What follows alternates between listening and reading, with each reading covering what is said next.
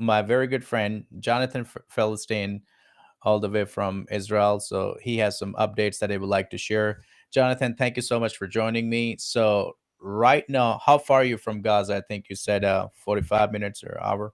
We're 40 miles out this window behind me to the corner of the Gaza Strip, about 45 to maybe 50 miles maximum from where they're firing the rockets. But it's not close, but the significance of that is every day this week since Saturday, we've had rockets overhead coming from Gaza, which was the first indication on Saturday morning that we weren't online, but the indication that something very serious was going on, because while we know they have rockets that can reach here, they don't use them that often. But every day we've been getting rockets, but the problem is, central and southern Israel has been getting bombarded by thousands.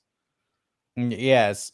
So you were telling me over the phone that in the morning, because of a Sabbath, and on Sabbath, Jewish people are not doing much activities right Correct. outside, and Correct. then that was really a surprise attack that was taken so many people by storm. Yeah, big time. We're offline. We don't do that's a whole separate conversation about the forms of labor, but completely offline. And what jolted me out of bed was this air raid siren 50 yards out that window. Very, very disconcerting. And that was the first of, I believe, remember correctly, 4 times that we were sent to the bomb shelter just on Saturday alone. And because because we don't turn lights on and off also, so our bomb shelter is my son's bedroom, and my son wasn't home, so the lights were off. So we were sitting for 10 minutes each time in a pitch black room, which is also added to the eeriness and the uncertainty, if you will, of what in fact was going on. Yes. Jonathan, the Hamas, they invaded Israel from all different directions. They came through the land, sea, and the sky. Yeah. So, what is like? Do you feel like it was planned, and what they did is like really to purposely? I mean, for war they've been talking about for years. Iran Well, and all that stuff. well, I'm so glad you mentioned Iran. We'll come back to that. But look, the Hamas charter calls for the destruction of Israel, and they're not much more friendly to Christians either. This is, and you know this. This is a radical, intolerant, extremist Islam. The head of the snake is in Iran, but Hamas has been playing with us for years, and this is when they took their opportunity. As I said, somebody wrote a really great article talking about this is the height of Palestinian Arab culture. They have nothing else to show. This is Yeah. what they do. And so while I don't know that they definitely surprised Israel, there were probably significant military and intelligence failures, not knowing about it, not preventing it sooner. But having said that, um, while maybe this kind of attack wasn't predicted, I don't know yet. Uh, Certainly, the fact that they would eventually do something was inevitable. Yes, I want to show this video that I think you recorded this video, and in this video it shows that how much civilians showing love to military. Is that correct? Yeah. Yep. Okay, I'm gonna bring this video on. So all people watching, about 40 people we have live on with us. Make Great. sure you guys share this video with your family, friends, and get the news out there. And I will ask all of our audience to please pray for Israel right now. Please Yes. pray for the peace of Jerusalem. We are actually meeting on this coming Thursday, a special council from Yeah. Houston. We having a program here. All the pastors and people are coming together to pray for Israel and also discuss. So here I'm going to bring the video on. Pay very close attention. And brother Jonathan, feel free to talk about this video. Sure.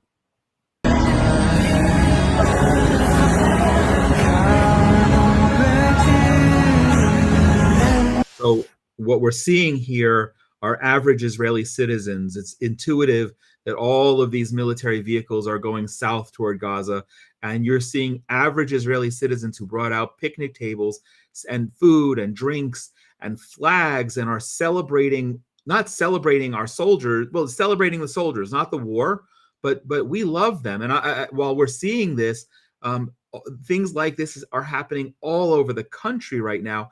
And I'll just share from last night. My son, who's a combat soldier, he was called up Saturday as well, and went back into the army.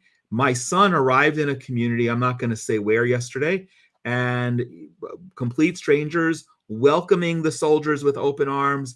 Come take a shower in my house. There were people who took his dirty laundry and started washing his laundry and returned it to him washed and folded. And he said, we may go get to visit him tomorrow or Friday before Shabbat begins. And he said, please don't bring us food. They're feeding us here. The people love us. They're taking care of us as if we are their own children. And that's what we're seeing. We're seeing tremendous grief. I wrote an article that's been widely published already about how angry we are, how scared we are, how grieving we are. But you're seeing now the unity, the celebration of everything that God brought us back to do, to rebuild this land and to restore Jewish sovereignty here. Unfortunately, I don't know. I haven't read the scripture yet where God said he was going to make it easy for us. So we're living that out, and God is protecting us, but it's not been easy this week at all. We've had over 1,200 Israelis killed. Most of them have been massacred in cold blood by civilians who were attacked by these terrorists infiltrating their communities and breaking into their homes. And we hear more and more now of horrific, vulgar things that you wouldn't even see in an American horror movie. It's incomprehensible what these inhuman beings did, breaking into people's homes and killing them in front of their own relatives. This is terrible, and sorry to hear that. And right now, we at the Benjamin Netanyahu, the Prime Minister of Israel, declared war. I Yeah. think that was early Monday, right? He declared a war and said that Saturday we night or are. Sunday. I don't remember. Yeah. Yes. But what is like for Christian community all over the world are watching this, what is take place? I mean, first of all, it was so prophetic, according to the Bible, that Jews were scattered all over. Like Jewish people went through so much, and they were scattered all over the world. And this is the very first nation that was scattered all over the world, and their homeland was taken away from them, but they came back. But now, Correct. do you think this is a actual? Because the Bible also talk about the war and rumors of war. What do you feel like? Where this thing is leading to? How? I mean, right now, as of the situation, I do see that right now, not anybody in Israel is protected. But do you think that is going to take next to? Is going to be end up peace talk, or do you feel like that's the end of a peace talk? No, this crossed all lines. To give you an idea, look, in the first day there were 600. In the first day or two, there were 600 known casualties. That number is now tripled or doubled or tripled. Right, we're over 1,200 known casualties, known deaths. And what is important about that is that the same week, 50 years ago, is when Egypt and Syria launched the surprise attack of the Yom Kippur War. 50 years and Yeah. one day. Where this was, I don't believe this was a coincidence in the timing of the attack either. And having said that, more Israelis were killed on the first day of this war than in the whole first week of the Yom Kippur War. And if we go back to the Holocaust, there haven't been this many Jews killed in one day or 1 week since the Holocaust itself.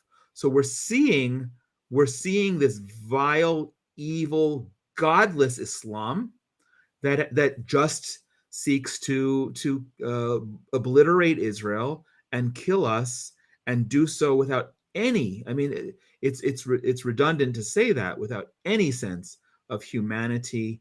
It's not a regular war. This is a terror. There we go. This is a terror war. You're probably seeing there videos of Israeli responses in Gaza, probably from planes and drones. What's been happening since Saturday is some very severe attacks back in the terrorist infrastructure in Gaza.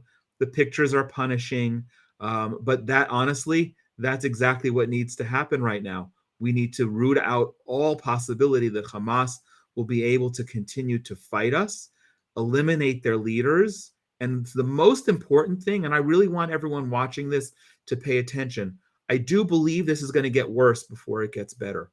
It's going to get bloodier on both sides, unfortunately. I'm not celebrating that. I don't want that to happen on either side, but that I believe is inevitable. And the reason I'm mentioning this right now is because when you start to see, or the world starts to see, civilian Palestinian Arabs in Gaza dying at a higher proportion because the terrorists are using them as human shields. They're camped out behind them. Their bunkers are underneath the civilians. When we see all of this, it's going to start to make the world uncomfortable, and then they're going to say our response has been disproportionate. And I want to be really clear. What has to happen right now may be disproportionate. What has to happen right now is a restoration of deterrence, because Lebanon, the Hezbollah in Lebanon, which is also an Iranian-backed terror organization, and Iran itself are watching very carefully, and they know that if we don't respond swiftly now, that they can come in and open another front. And we need to make them go back into their bunkers wherever they are, and pretend that this never happened, and that they should never even dream about it, because the punishment for doing this needs to be so great. And I use those words very, very specifically. So, so many Israeli were kidnapped. They were taken off their homes. American tourists were kidnapped. I mean, people from all over the world, they Yes. look at Israel as and Jerusalem. It's one of the holiest city on the planet of the earth, and supporting Israel. And now, is there do you know what number of people have been kidnapped as of now, or are there any, Hamas opened up and said like, "Hey, we are responsible for this. We got it." No, But then that's an excellent. also, Yeah, go ahead. Go ahead. for the number of people that being hostage, is there like exchange? Are these people going to be back, or are they going to be hostage for a long time? All of those are very profound and honestly very scary questions. The hostage situation also governs how Israel can and will go in on the ground and with other forces, because right now Hamas is threatening to execute hostages. Anytime they say, what do they say most recently? If we go in with ground forces, they will execute the hostages. If we don't stop hitting certain things, they will execute the hostages. We don't know exactly. I don't know if anyone knows Yeah. exactly how many hostages there are. It's believed that there's more than 100, but more than 100 could be 110, or it could be 250. We do know, because we've seen their vile videos of the terrorists that they've made. They've taken small children hostage, and they've Oh no. taken elderly women hostage. And there were more reports today about not just the hostages, but certainly the victims of the first wave of their assault being raped and being beheaded. Yes. Babies were beheaded. So the Yes. hostage situation is very, very grave. I today, but maybe 2 hours ago, saw an initial list of names that have been reported to the families as being presumed taken hostage. It's quite an extensive list. I didn't count Yeah. how many names, but there are a Yes. lot of names. What A we lot of don't names. know, a lot of names, and we don't Yes. know is how many more names. And the Hamas has not come out with a list of names, but they're just threatening that they will execute hostages. That's their only capital right now. Yes. Oh my goodness. I want to know, all the people that audience is watching. Hey guys, let me know what part of the United States you're watching. We want to make sure we acknowledge you on this, and we're grateful that you are taking your time coming on this live broadcast. We have over 60 people are watching now. Amazing. This is awesome. And put your comments below, and prayers. And if you have any questions that you want to ask Jonathan while he's live right now, sitting in Yeah. Israel. Jonathan is right now in Israel. He's live from there. And also we will go towards what way, as here we are in United States and all over the world, how can we pray for Israel, and what is Jonathan needs right now, how we can be helpful to him. So here, Jonathan, few states that they came through, the people are watching from. Here we have right now New York, Mississippi in the Michigan, house. Florida, Texas, There you go. Mississippi. I want to tell you all, I've lost count how many interviews and conversations and briefings and prayer events I've done this week all around the world, in probably a dozen countries and all around the US. It's important for me to share what's going on, but I have to tell you, I'm Yeah. telling my Jewish Israeli friends, Arkansas and Montana, God bless you. This gives me, the Hebrew word is chizuk. You're giving me strength, Yep. your care, your love. We need this now because we're hurting. We're strong, but we're fearful, and our kids are in harm's way. My daughter with 3 children under 5 is home alone. My son-in-law was called up into the army on Saturday as well. And anyone who's got little kids knows that's hard, just being a parent of 3 little kids anyway, but she's home alone. And my son, who's a combat soldier, was called up on Saturday. He's a newlywed. He was married 3 months and a week ago. And Oh now no. his wife, my daughter-in-law, is living by herself with her parents in her parents' house when she should be celebrating with her husband and beginning their life together. Yeah. So I just really want to thank you all. Your prayers are super important. What I want to ask you to pray for is our soldiers, all of them, not just my son and my son-in-law and my daughter's boyfriend, who are all called up, but we're talking about 300,000 people who were called up. And listen to Oh wow. this: 360,000 showed up. Israelis are united. People are Yes. showing up. This is a national war of the kind that we've never seen in 75 years. People are showing up. Pray for the soldiers. Pray for the families whose loved ones have been slaughtered this week. Pray for the families whose loved ones are hostages, and for the hostages, and for nearly 3,000 people who have been injured throughout all of this. And pray Yeah. that we continue to have the strength.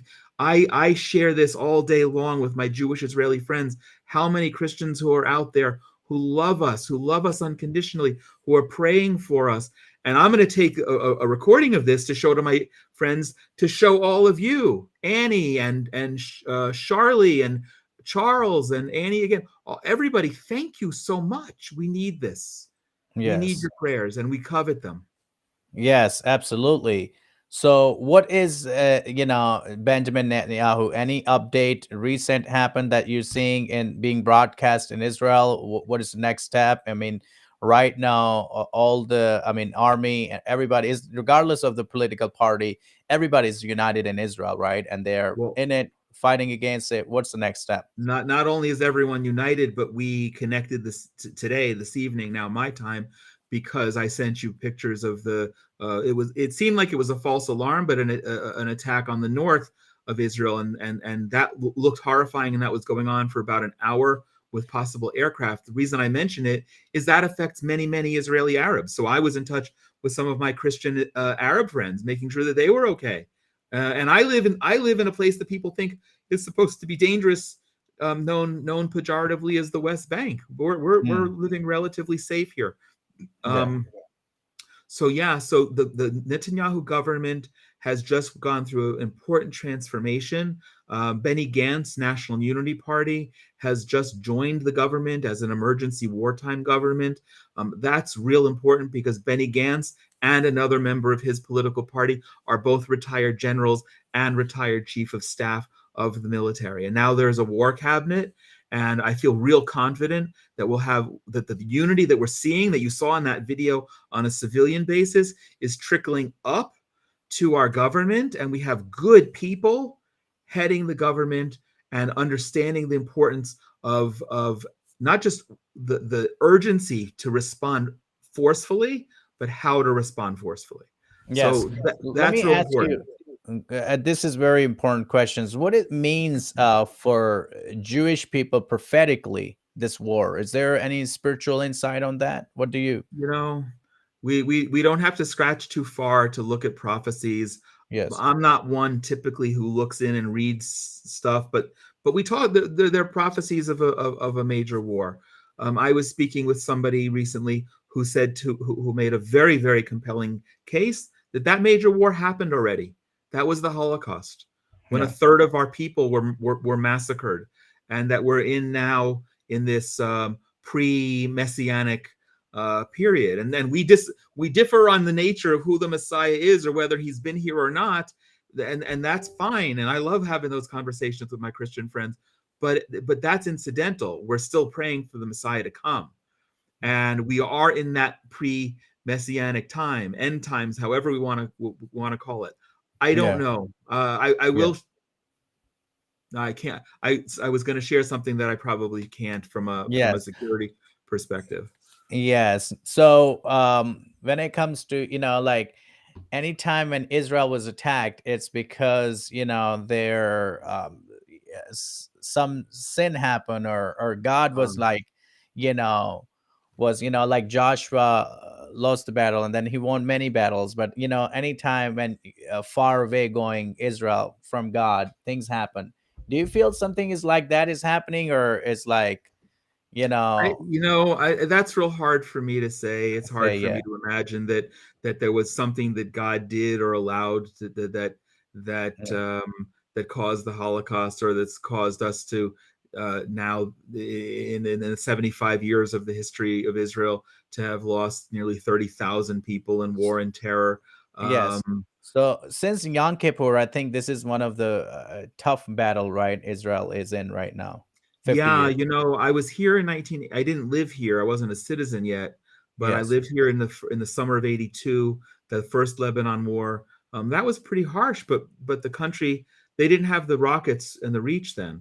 Yeah. Now in 2006, I was here during the second Lebanon war, and we've had many of them. But I'll tell you really honestly, Sure. this feels more like what a war ought to feel like.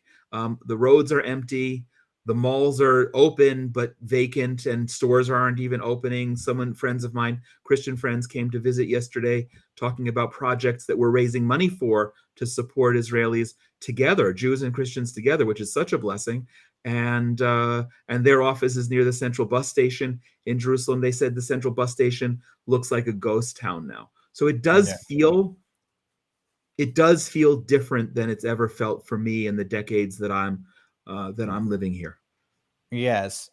There is so much live update is going on. I want to bring this in. But when it comes um, to like strikes, strikes are things is still happening. So here Yeah. you can see right on this, side, it is a live update, from there. So, So what and that then, first image that I thought what you just showed was probably live, and I think yeah, that may have been a I forget what it's called, something that they shoot to light up the sky because they were looking for infiltrators along the uh, Lebanon border. I was watching the TV, and we saw the sky lit up with that. Um, yeah, this thing right there here. we go. Those are the rockets from Gaza, and Okay. maybe you have a clip, I don't know, of rockets being fired, knocked out of the sky by the Iron Dome. We've heard the Iron Iron Dome. Dome overhead, and the other night before I went to bed, I have an app on my phone that's telling me when the rockets are being fired and where the rockets are being fired, and it's kind of crazy to be able to Are, say are this and they know. are they striking in the city, at Tel Aviv, or where are these Oh, rockets well, are falling? the rockets are going all over the center of the country, Tel Aviv, and the large cities and suburbs outside of Tel Aviv. Um, How about probably, Jerusalem? probably half our population is in range of the rocket fire that's been going on. But Yeah, what's also because haunting is yeah, out this window, and again, I'm 40 miles away. I can see when I look at my phone and I see, here we go. I missed it. I missed it now. In fact, right now, rockets are being fired at our southern port city called Ashkelon, and many other places. There's a big bombardment of rockets going on right now. If I were to take you to that window, we could see the rockets being fired, and we can see the Iron Dome from 40 miles away. We can see the Iron Dome intercepting them. It's cool, but it's haunting. are they still firing rockets? Is that what you're saying? Yes, this is live right now. I'm They're looking at not stopped. The No, rockets there are have been still coming no, there have pouring. been thousands of rockets since Saturday. right now. It says rockets. What just happened? I'm getting a commercial in the middle of my app. I don't need that. Skip the video. Sorry about this. Come on. Rockets in Karmia, Zikim, Nativ HaAsara, Ashkelon, Sderot, Nir Am, Givat Brenner, Kfar HaNagid. These are all now. These Yeah, are all exactly now. this is all happening right now. Oh, This is live. We're doing a live broadcast. And if I here, you know what I'm going to do? I'm putting my phone off silent. You're going to yeah. hear the next time the barrage comes. Okay. So if you look at your window, there's a rockets coming on, and Iron Dome is like preventing those. Any rockets fall on the city? Anybody like knock down Where the buildings? yes, rockets have hit. The other, it's been a blur, so forgive me. I don't remember which day, yesterday or maybe the day before, or maybe even today. There was a direct hit on a building, and 2 people were killed from a rocket. The Iron Dome is about 90% successful, and the Iron Dome is brilliant because it not only can intercept the rocket in midair, but the only time that it's discharged, and it's so amazing, it's the counter charge is discharged when the sensors pick up that the rocket is coming in to a populated area. If there we go. And if they're determining, look at all the, by the way, notice that they're firing them from the middle of the most populated part because they know Yeah. we're not going to hit back because there's civilians there. Yeah, so that's not a rocket. You'll hear the rockets on my phone if it starts coming in. And so the Iron Dome calculates the trajectory, tells us where it's going to land, and if it's going to land in the field that's a quarter mile in front of my house, the Iron Dome won't intercept it, and then we'll just hear an explosion. But if the Iron Dome is calculated, it's coming to hit my neighborhood, then we hear smack over our heads an explosion of the rocket itself. And that's why we have to stay in our bomb shelters for 10 minutes afterward, because then all the shrapnel can fall down, and the shrapnel alone can kill you. But yeah, this has been nonstop. This has Yeah. been nonstop. My wife is very stressed, legitimately. I had my phone on. I'm sitting in my office. The door's open. And she came in and said, please turn that off. Just the noise that's made from all of the sirens. It's just a beep, beep, beep, beep, dinging. And it is stressful, but it's still going on. Today is Wednesday. We are in this war since Saturday morning at 6 o'clock our time, and the rockets have simply not stopped.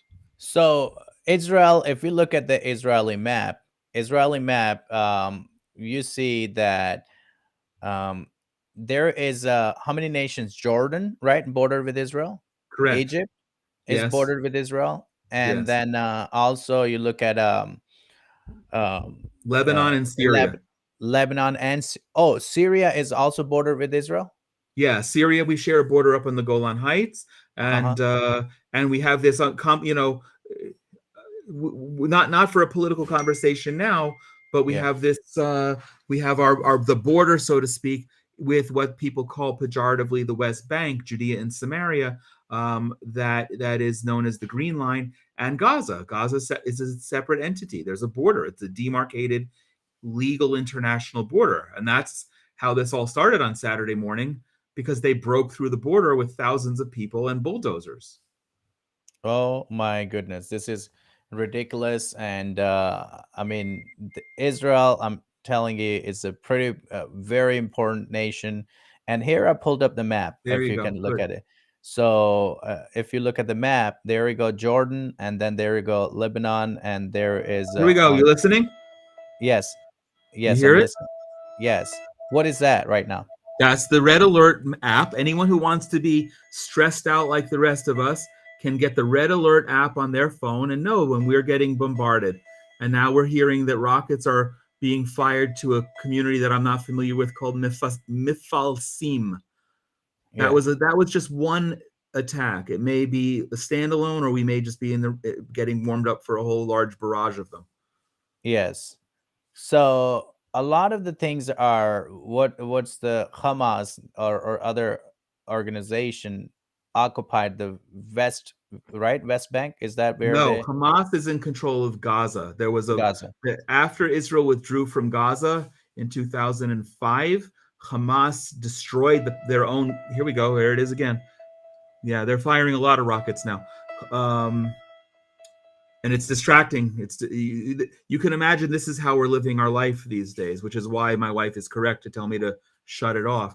Shut it. Hamas took over and slaughtered their own Palestinian brothers from the Palestinian Authority. Hamas was not elected. They had literally a bloody coup, and they destroyed and slaughtered leaders of the Palestinian Authority and the PLO, and that's how Hamas became in control of Gaza right now. Yes, yes. No, I'm talking about if when they ever enter, they enter through the Gaza Strip, right? This is the main place they enter it through. That's correct. Yes, because they're not gonna come through airport or anywhere else, but they're coming through the Gaza Strip and Right. So through the right, Palestinian. It's so and connected. The right. So Israel's Palestinians. closed the two border crossings between Gaza and Israel right now. Excuse me. And there's an additional border crossing into Egypt. But the Egyptians, it's really funny. Oh, I through heard that Egypt. There's a boarding crossing through Egypt as well. there's another border crossing through Egypt, though, and I heard the UN Secretary General, who I would like to smack across the face, blaming Israel for the fact that Gaza doesn't have food and water and medical supplies, as if we're responsible. Egypt has a border with Gaza too. Egypt can provide that if they want to, but typically the terrorists, there's a huge amount of smuggling that goes on under the border, into even vehicles, human beings, cash, weapons. That's all coming under the border from Egypt. From Egypt, yeah, makes sense.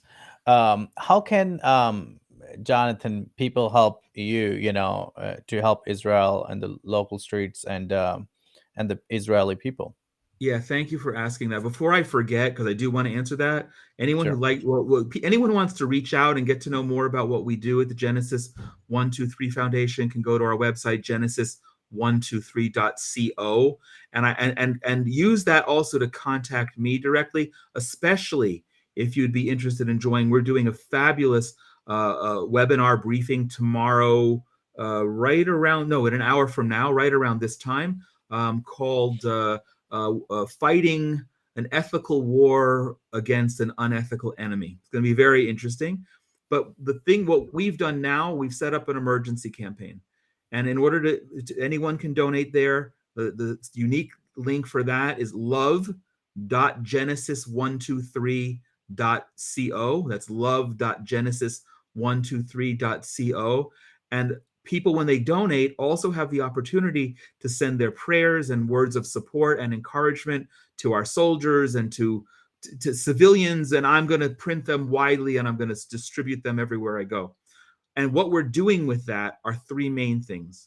There are needs for the soldiers. The deployment of 300,000 people, 360,000 people doesn't happen overnight. There are shortages in the supply line. We're not yet ready, from what I understand, from firsthand experience. Some soldiers are missing some pretty significant equipment. We've gotten some donations and we're going to help fund that.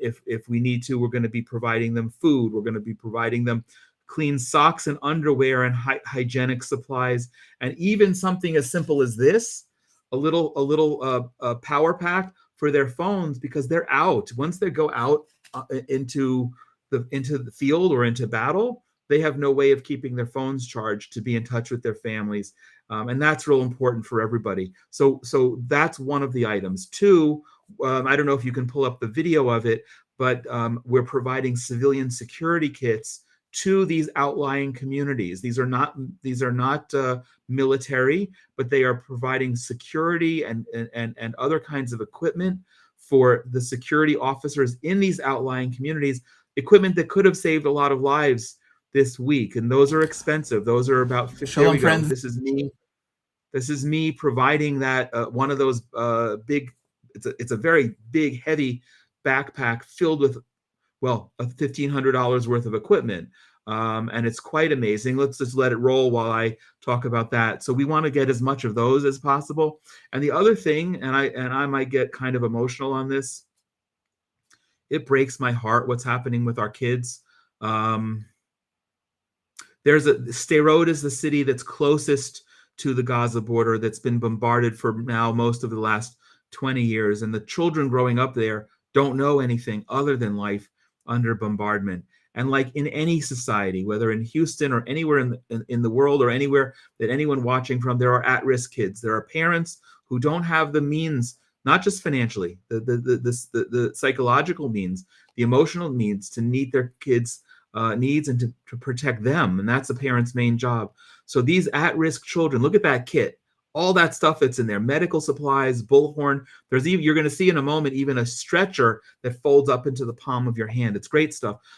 These kids in Sderot are beleaguered because they're coming from homes that are unsafe, and they live in a community that's unsafe, and now their whole country is at war.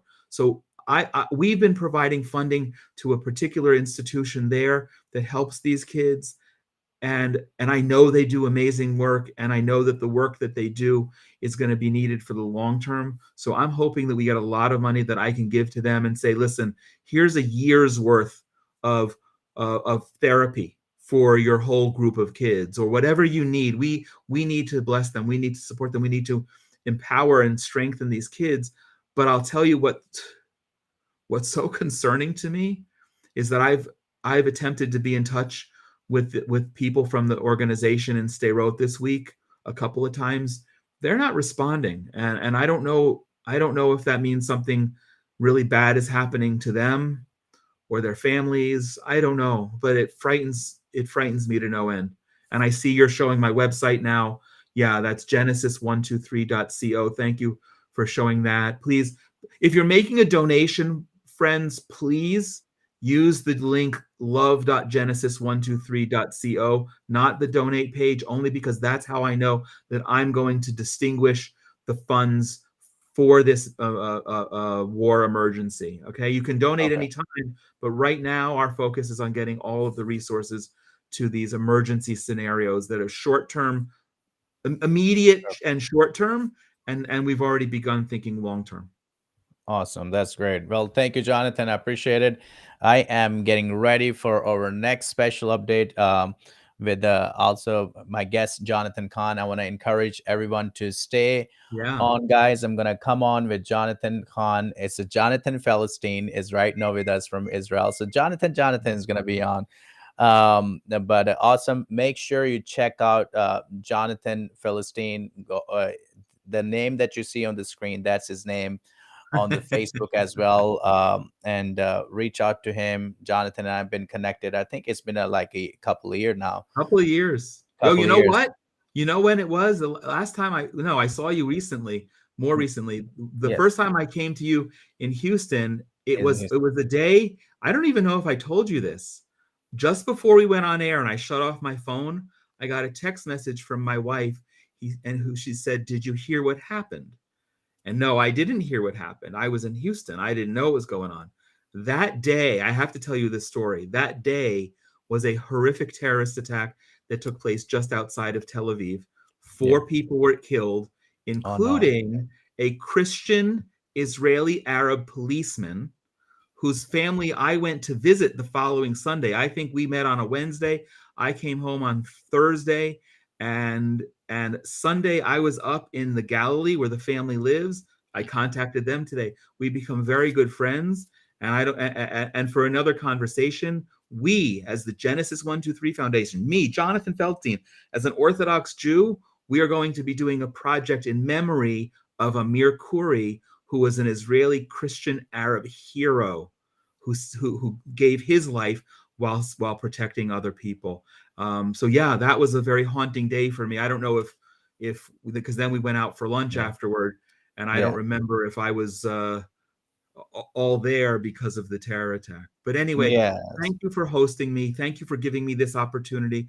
I'm happy to come back on anytime. And friends, check out what we are and visit, and you're welcome to join our programs that we're doing as well. God bless you all. Thank you for praying for Israel.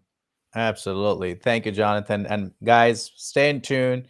In 20 minutes, I will be back on with Jonathan Kahn, and we're going to be talking about his book, Josiah Manifesto, and also special updates on Israel.